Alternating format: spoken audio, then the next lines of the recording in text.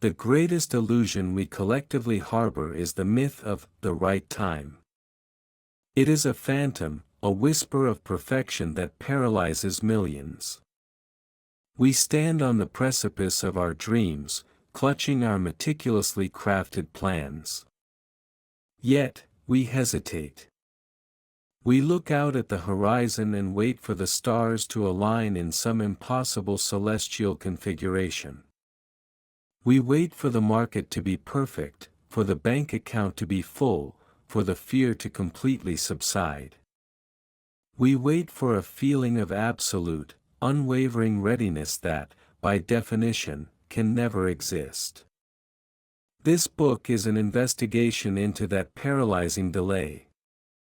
It is an exposé of procrastination disguised as prudence. It reveals how the pursuit of the ideal starting line is, in reality, a sophisticated defense mechanism against the terrifying prospect of failure. We've all been there. I'll start my business when I save just a little more capital. I'll write that novel once I have 3 uninterrupted weeks of free time. I'll have that difficult conversation when the other person is in a better mood. These are not logical conditions, they are cleverly constructed barriers. They are the mental booby traps we set for ourselves to ensure we never have to truly commit. The historical record is littered with examples of great leaps taken in moments that were profoundly wrong by every conventional metric. Innovators started their companies in recessions. Artists created their masterpieces while broke and in despair. Leaders rose to power during times of chaos, not calm. Their secret was not foresight, it was action. It was the profound realization that perfect conditions are a scarcity, a luxury rarely afforded to those who seek true transformation. The right time is a psychological construct, an opiate for the ambitious who lack the courage to face reality.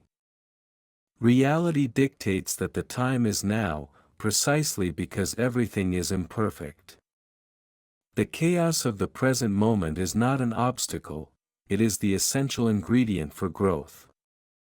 We must stop worshipping at the altar of future perfection. We must break free from the self-imposed prison of waiting. The hook is simple, yet devastatingly true. The moment you are in, right now, is the only moment you will ever have. Waiting is a form of slow, dignified suicide for your potential.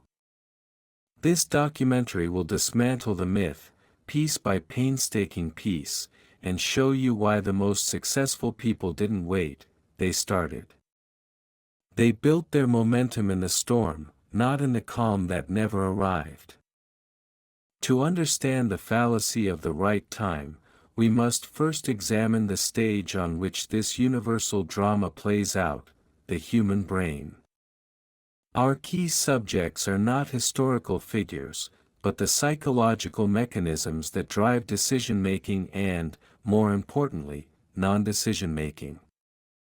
The central player is the amygdala, the brain's ancient alarm system. Its primary function is threat detection, and it views change as the ultimate threat.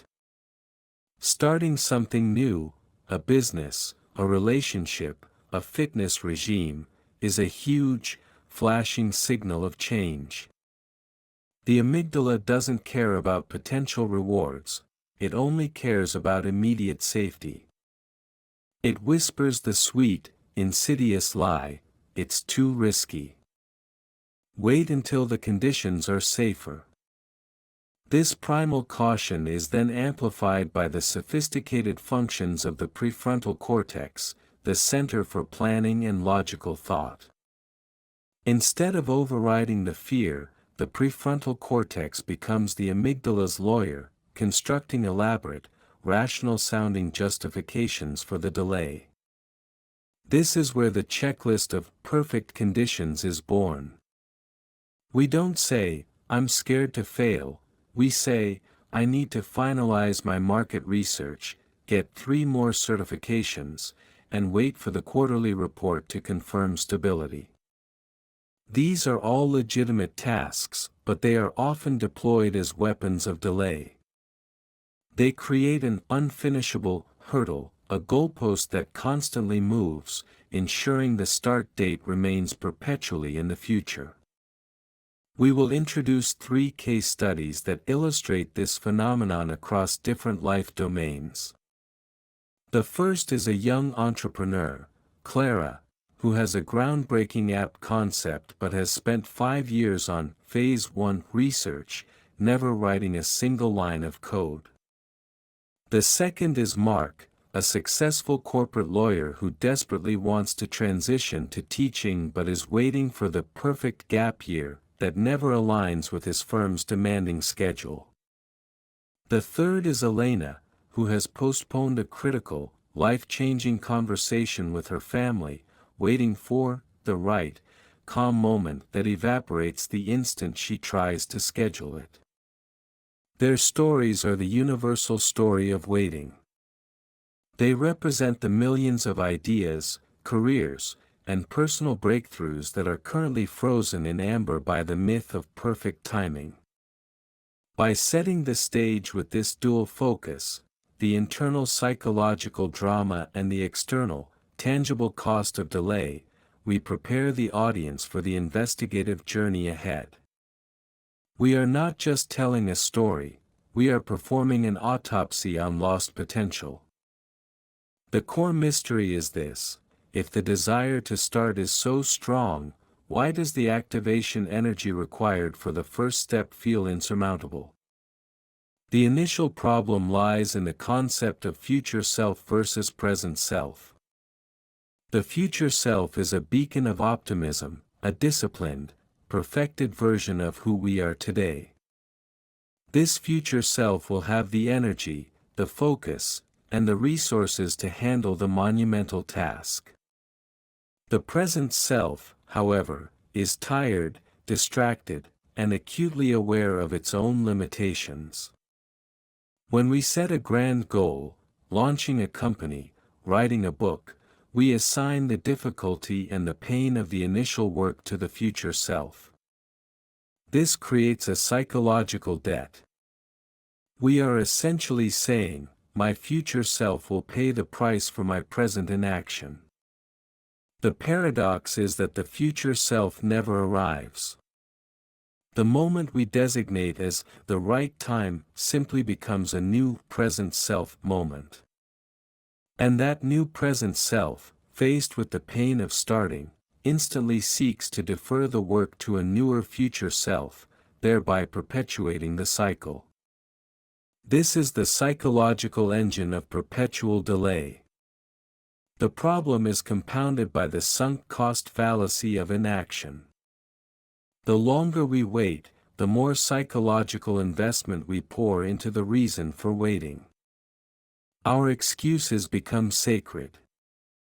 To suddenly take action, to start the business before the market is perfect, or write the book during a busy week, is to admit that all the previous waiting, all the time spent on preparation, was a self-imposed prison. This realization is deeply uncomfortable. It is easier for the ego to maintain the illusion that the conditions are still almost right, than to confess that the true obstacle was always internal. This waiting period is not a neutral state. It is corrosive.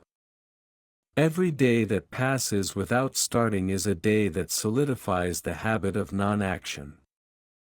The physical and mental pathways for delay become stronger, while the pathways for initiation atrophy.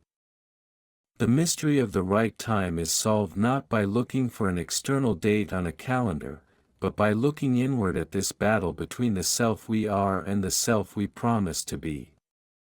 The problem is the constant, subtle sabotage of the present self, which uses the promise of a perfect future as a shield against the necessary discomfort of today. The first major clue that exposes the myth of the right time is the overwhelming evidence of the minimum viable product principle, applied not just to business, but to life itself. This crucial discovery is that the fastest path to clarity is through motion, not preparation. When an entrepreneur starts a company, they don't launch the final, perfect version of their product. They launch an MVP, a minimum viable product. It's imperfect, buggy, and often embarrassing, but it serves one critical purpose: it gathers real-world data. The mistake most people make when waiting for the right time is that they are aiming for a maximum viable preparation, a state of 100% readiness that is a statistical impossibility. This leads to a process known as analysis paralysis, which is simply preparation taken to a lethal extreme. Our case study, Clara, the app developer, is a perfect illustration. She has 300 pages of market research, but 0 lines of tested code. She believes the right time is when her research is flawless. But the crucial discovery is this: her research is entirely theoretical. The only data that matters, how a user actually interacts with the product, can only be gathered by launching the MVP. The moment she launches an imperfect version, 2 things happen. First, she creates irrevocable momentum. The fact of having started is a powerful psychological shift, making retreat much harder. Second, she generates actionable feedback. The world tells her what is actually wrong, not what her fear-fueled imagination thinks is wrong. This feedback refines the next step, making the path forward clear. The greatest fear is that the first step will be wrong, but the clue is that it must be wrong. The initial action is a probe, a test. It is designed to fail quickly and cheaply, providing the essential knowledge to make the next step better. Waiting for perfection is a belief that you can predict the future. Starting with an MVP is a belief that you can adapt to the future. The crucial discovery is that time is not a resource to be waited for, it is a canvas upon which imperfect action must be taken to begin the process of refinement. The right time is simply the time it takes you to perform the smallest, most significant first action. To fully appreciate the grip of the right time myth, we must trace its origins, not in modern psychology, but in deep-seated cultural and historical contexts.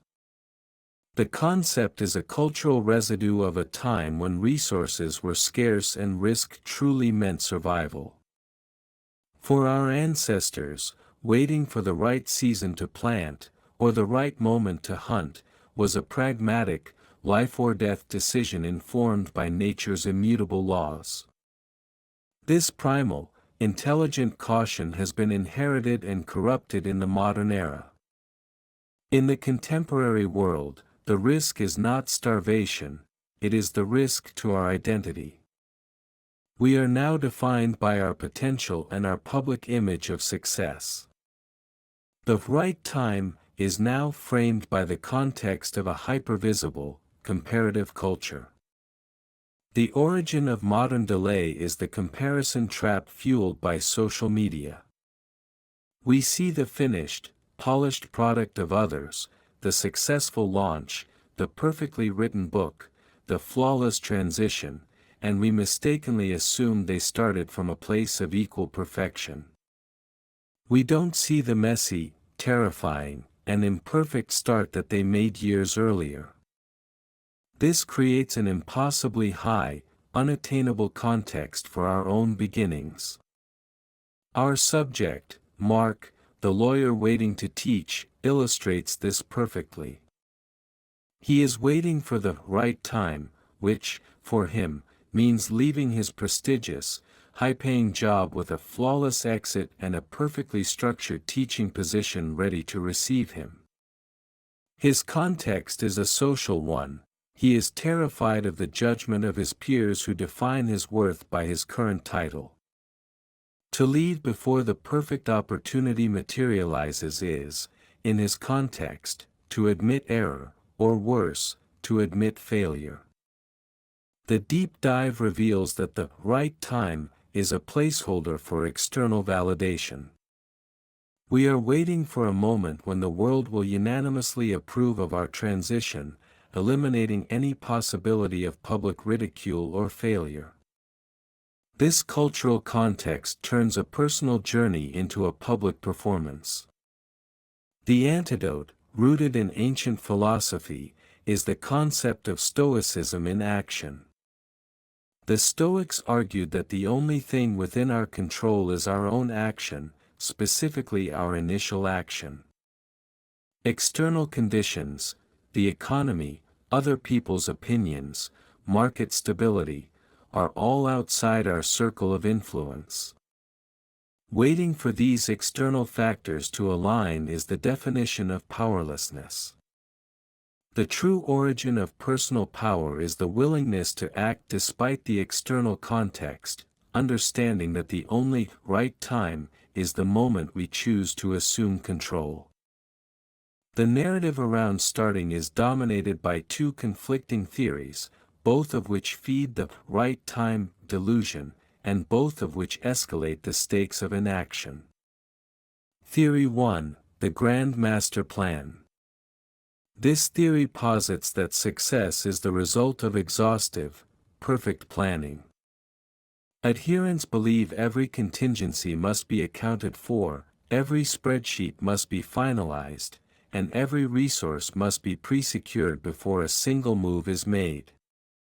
The stakes here are primarily financial and professional. If the plan is perfect, the initial investment is protected, and failure is statistically impossible. Waiting is rationalized as due diligence or strategic patience. The problem is that the world is inherently chaotic. Any plan, no matter how meticulous, survives only until the moment of contact with reality. By waiting for the perfect plan, you lose the opportunity to gather the real-world intelligence that would make a real plan possible. The stakes escalate because the more time spent planning, the larger the assumed failure becomes.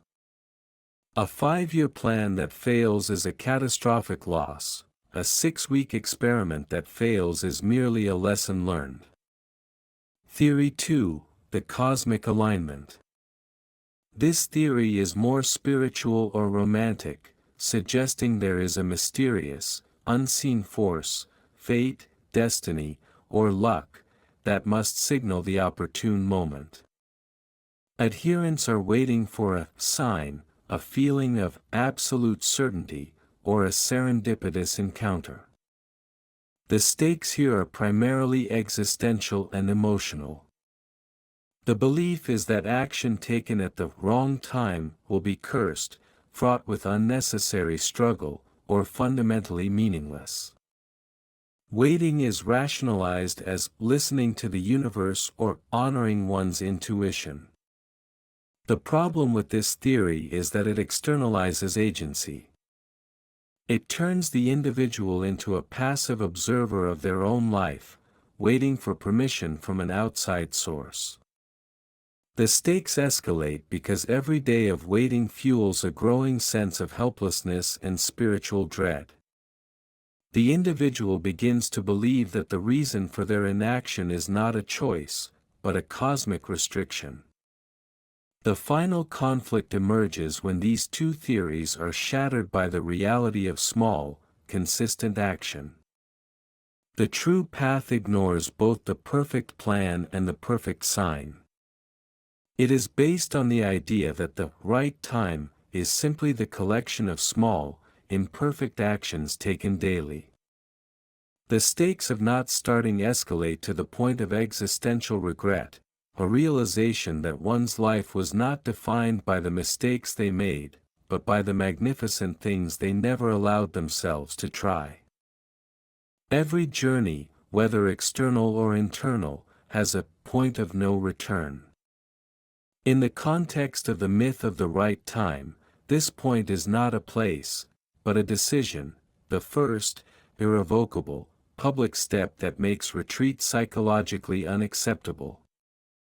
For our subject, Elena, who is waiting for the perfect moment to have a difficult conversation, the point of no return is not a perfectly scheduled Sunday afternoon. It is sending the single text message, "We need to talk on Tuesday." It's important. That single, imperfect, and slightly anxiety-inducing action shifts the dynamic from an internal debate to an external commitment. It ends the cycle of internal deliberation that was draining her energy. The reason this step is so powerful is that it leverages the psychological phenomenon of commitment and consistency. Once a person makes a commitment, especially a public one, they face internal and external pressure to follow through. The person who has announced they are thinking about writing a book can back out easily. The person who has created an Instagram account for their in-progress novel and posted a cover design has crossed the line. The stakes change from maybe I will to I must now, or I will lose credibility. The point of no return is the moment when the fear of not doing the thing becomes greater than the fear of doing the thing. For Clara, the entrepreneur, the point of no return is releasing a truly minimum viable product, not a mock-up, but a functional, albeit rough, prototype. The moment the app is live, however buggy, the identity of researcher is replaced by the identity of founder. The external pressure of user feedback and the internal pressure of a public launch obliterate the option of endless preparation. The key insight is that the waiting period is safe, but it is also inert. It is a comfortable, well-worn path that leads only to itself. The point of no return is the conscious choice to step off that path, embracing the discomfort and the potential messiness of a real, active life. It's the moment we trade the theoretical safety of the future for the chaotic power of the present. The halfway point of our investigation brings the core revelation and a profound twist. The right time is not a moment of readiness, but a moment of maximum leverage. The twist is this: the most opportune time to start is often when you feel the least ready, because that is when the potential for growth and adaptation is highest. We are conditioned to believe the right time is when the scales are balanced, when preparation equals the task. The revelation shows that this balance is an illusion. The true moment of leverage is when the task outweighs the preparation, forcing a radical acceleration of learning. Consider the concept of the beneficial crisis. Many successful startups began not in a calm, well-funded environment, but in a moment of crisis. The founder was laid off, a crucial partner backed out, or the initial plan failed spectacularly. This crisis was a beneficial catalyst because it eliminated the option of waiting. It forced immediate, imperfect, and decisive action, which is the very definition of not waiting. Mark, the lawyer, finally takes his halfway step. Instead of quitting and waiting for the perfect teaching job, he takes a 3-month sabbatical and commits to substitute teaching in an inner-city school, a scenario that is financially and emotionally uncomfortable. He is underprepared, overwhelmed, and completely out of his depth. This is the opposite of his imagined right time. The twist is that the imperfection of the moment is his greatest asset. He is forced to learn at an exponential rate. His experience generates real stories, real failures, and real competence. If he had waited for the perfect university post, his learning curve would have been gentle and theoretical. The midpoint revelation is that the gap between where you are and where you need to be, the discomfort of the wrong time, is the engine of genuine achievement. The goal is not to eliminate that gap before starting, the goal is to cross the gap by starting. The twist reframes fear. Fear is not the signal to stop, it is the natural, inevitable co-traveler on the road to every worthy pursuit. The right time is the moment you accept that fear is present and act anyway. New evidence from neuroscience and behavioral economics confirms the devastating psychological impact of perpetual waiting and provides a clear incentive for immediate action. The evidence centers on the concept of habit stacking and identity shift. The psychological impact of delay is the entrenchment of a non-starter identity. Every time the present self defers to the future self, the brain strengthens the neural pathway for procrastination and weakens the pathway for initiation. This is a physical, measurable impact. The new evidence reveals that the only way to reverse this process is through the smallest possible, consistent action, a concept called the 2-minute rule. The rule states, if a task takes less than 2 minutes, do it now. This is a direct assault on the right time myth. The right time suggests the first step must be grand, the 2-minute rule proves the first step must be trivial. For Clara, the entrepreneur, the new evidence is about identity. She is not waiting to become a successful founder, she is waiting to start acting like a founder. Her 2-minute task is not coding the app, it's opening the coding environment, writing one line of non-critical code, and closing it. This seemingly insignificant action has a massive psychological impact, it shifts her identity. She is no longer someone who will code, she is someone who codes. The more profound evidence is the link between action and motivation. Motivation follows action. The common psychological belief that fuels the right time myth is, I need to feel motivated first, then I will act. The evidence proves the reverse.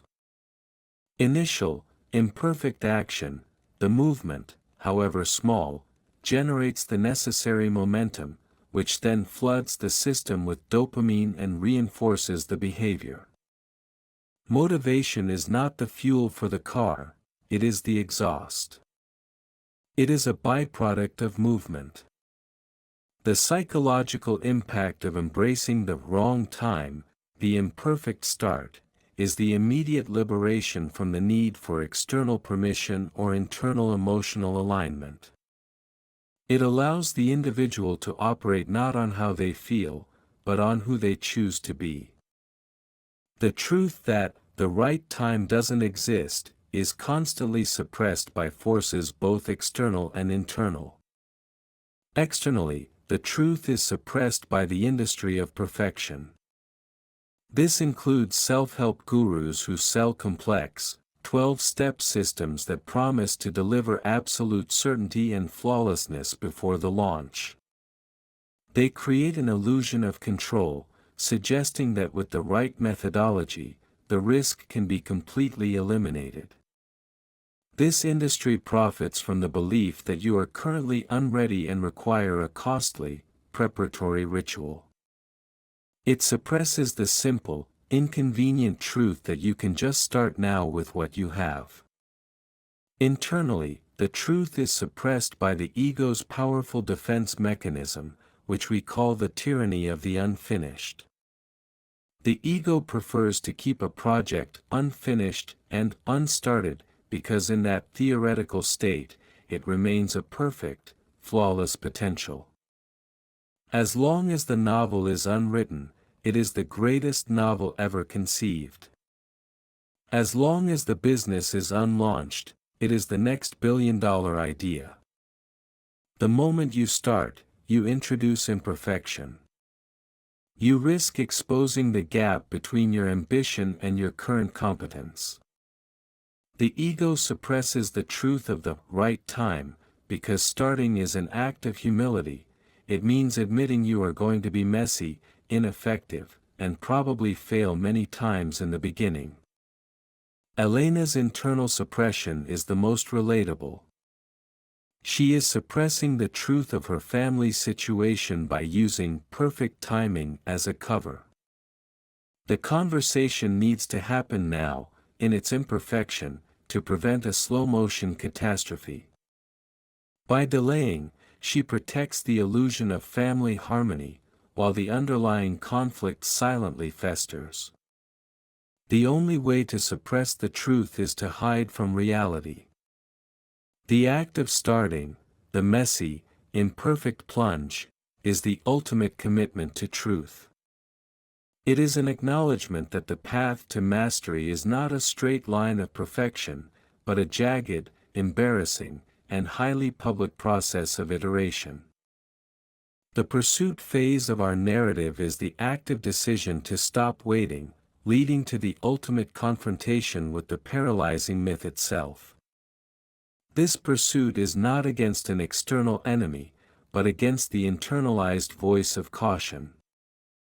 The confrontation is waged through decisive constraint. Instead of trying to achieve the perfect conditions, the successful individuals in our studies impose the perfect constraints. They confront the myth of the right time by making waiting impossible. For Mark, the lawyer, the confrontation came when he booked a non-refundable, one-way ticket to the city where the most challenging teaching opportunity was located, before his sabbatical was fully approved. This financial and logistical constraint created a terrifying deadline. It forced him to confront his firm and his own fear head-on. He had constrained his environment, making action the path of least resistance, and inaction an act of financial and professional absurdity. Clara, the entrepreneur, confronts the myth by participating in a 48-hour coding hackathon. The extreme time constraint, 48 hours, made the pursuit of perfection utterly impossible. She was forced to produce a basic, ugly, but functional product. The confrontation shattered her 5 years of master planning in 2 days. She realized that the speed and forced iteration of the hackathon taught her more than all her prior research combined. The confrontation reveals that the freedom we seek, the right time we wait for, is an illusion. True freedom comes not from limitless options and perfect timing, but from the deliberate imposition of constraints. Deadlines, financial commitments, and public announcements are all tools of decisive constraint. They take away the comfortable option of, "I'll do it later."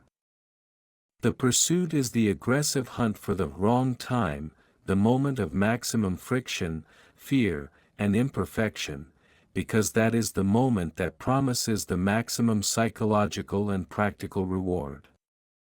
The confrontation ends not with a victory over external circumstance, but with a victory over the self-sabotaging mind.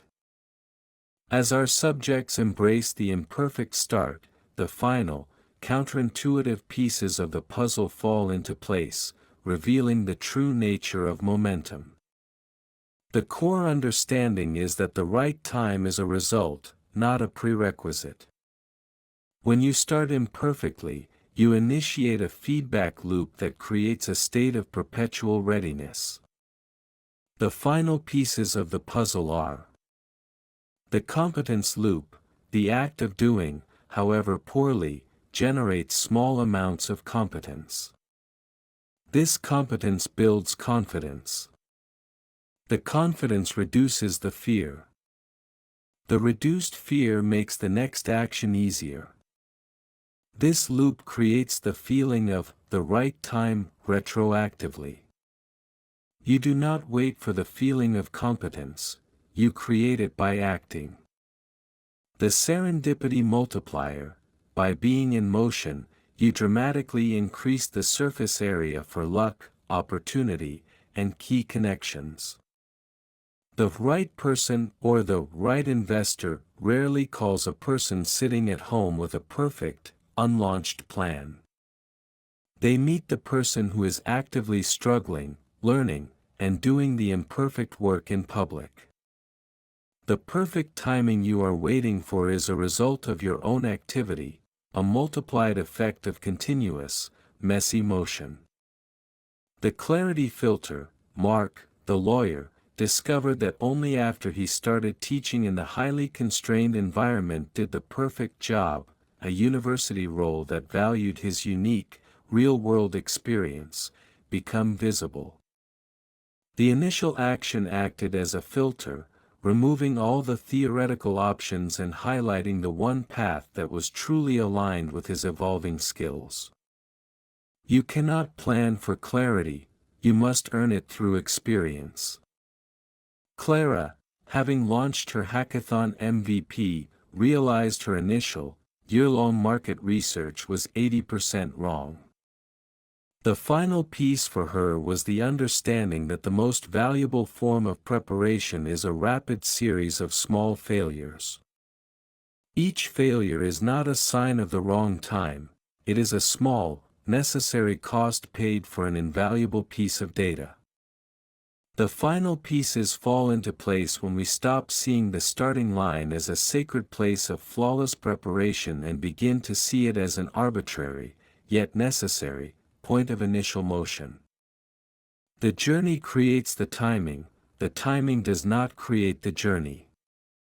The primary conclusion, the truth revealed through our investigation and the experiences of our subjects, is an unvarnished statement of fact: the right time is an internally manufactured sense of control designed to prevent the existential dread of risk. It is a psychological safety blanket, and clinging to it is the surest way to fail by not trying. The key revelations that form this primary conclusion are fourfold. Readiness is a myth. No one is ever 100% ready for anything that truly matters. The feeling of readiness is not a prerequisite for action, but a momentary psychological state that follows a period of successful action. Waiting for it is waiting for a feeling to precede its cause. Perfection is the enemy of progress. The pursuit of perfect conditions or a perfect plan is not a sign of high standards, it is a manifestation of fear. The person who insists on perfection is actually prioritizing the avoidance of failure and public critique over the realization of their potential. Progress is inherently messy, and to be a starter is to accept the mess. The cost of inaction exceeds the cost of failure. The worst possible outcome is not the catastrophic failure of a launched project. The worst outcome is the slow, quiet erosion of self-belief and potential caused by perpetual inaction. The failure of a startup is a temporary financial or professional setback. The failure to start at all is a lifelong regret. The time is now, by definition. The only time you possess and the only time you can act within is the present moment. The past is information, the future is potential. The present is power. To defer action to a future time is to cede your power to a hypothetical moment that may never align with your current desire. Clara has her app, imperfect but functional, generating real feedback. Mark is loving the challenging, messy reality of teaching and has a clear path forward. Elena has had her difficult, imperfect conversation, and the relationship, though strained, is now founded on truth, not illusion. The primary conclusion is that all three found their right time the moment they consciously chose to ignore the feeling of unreadiness and act anyway. The perfect time to start is when the idea is born, the resource is available, or the need arises, and that is always, unapologetically, now. The aftermath of embracing the wrong time is a life defined by momentum and genuine fulfillment, leaving a legacy of action over contemplation. The shift is profound. The person who stops waiting becomes a creator of circumstance, rather than a responder to it. The legacy left by those who don't wait is not one of flawless execution, but of prolific output and relentless iteration. They leave a trail of completed projects, learned lessons, and adapted plans, not a graveyard of perfect, unstarted ideas.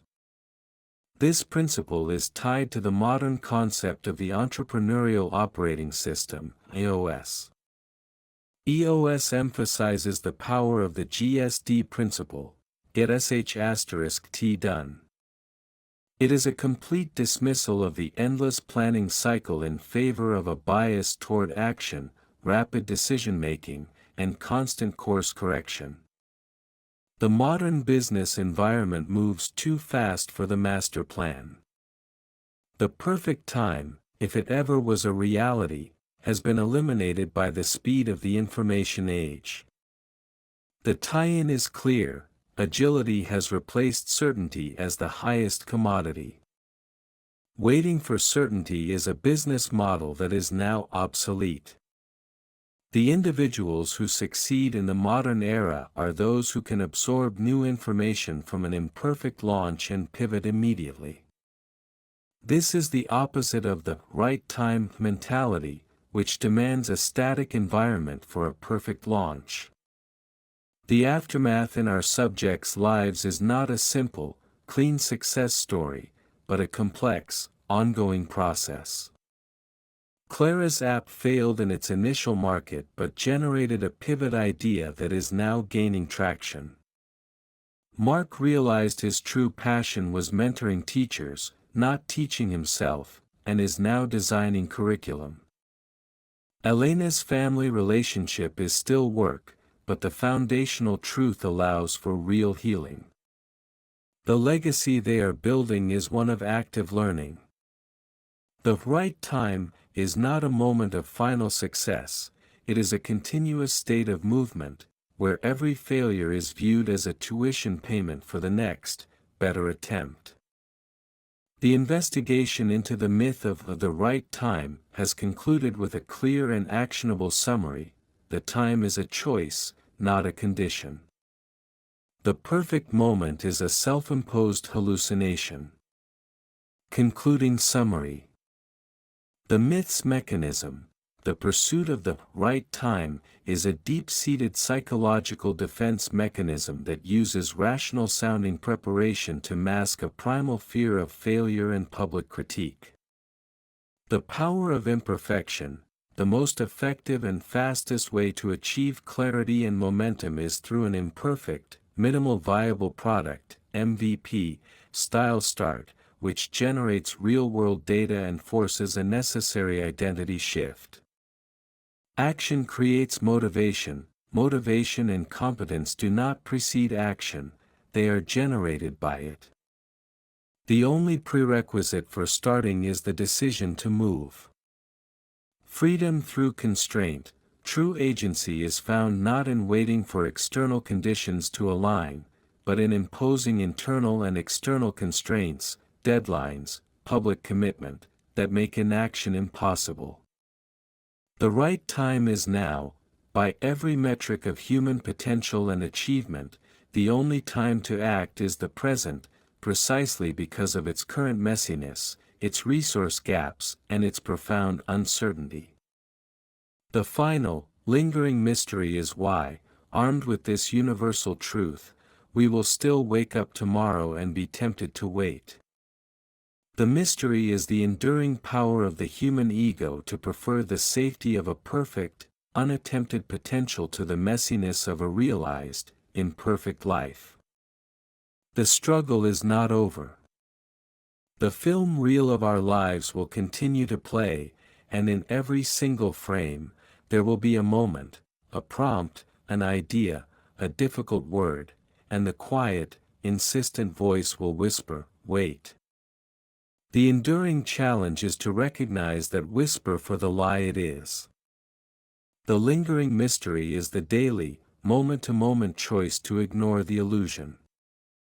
We are left with a final mandate, not a comfort. The only thing standing between you and the life you want is your unwavering commitment to start now. Go.